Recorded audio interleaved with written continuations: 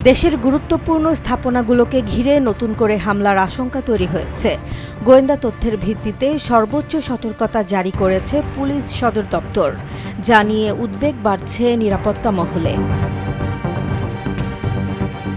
23 April দেশের বিভিন্ন ইউনিটে পাঠানো এক চিঠিতে পুলিশ জানায়, নিষিদ্ধ ঘোষিত এক উগ্রবাদী সংগঠনের সদস্য ইশতিয়াক আহমেদের সঙ্গে একটি বাহিনীর চাকরিচ্যুত 2 সদস্যের নিয়মিত যোগাযোগের তথ্য পাওয়া গেছে।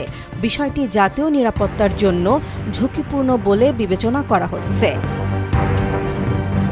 চিঠিতে আশঙ্কা করা হয়েছে, এসব ব্যক্তি জাতীয় সংসদ ভবন, আইনশৃঙ্খলা রক্ষাকারী বাহিনীর স্থাপনা, ধর্মীয় উপাসনালয়, বিনোদন কেন্দ্র এবং শাহবাগ সহ গুরুত্বপূর্ণ স্থানে বোমা হামলা কিংবা অস্ত্র ব্যবহার করে নাশকতার পরিকল্পনা করতে পারে।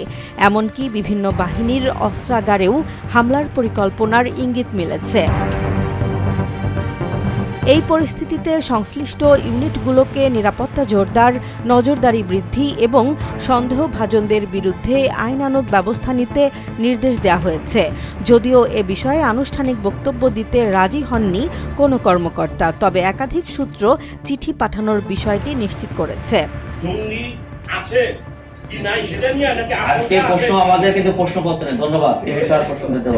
বিশেষজ্ঞদের মতে সাম্প্রতিক গোয়েন্দা তথ্যের ভিত্তিতে আগাম সতর্কতা নেয়া ইতিবাচক হলেও বাস্তবায়নের কঠোরতা এবং সমন্বিত নজরদারি এখন সবচেয়ে গুরুত্বপূর্ণ।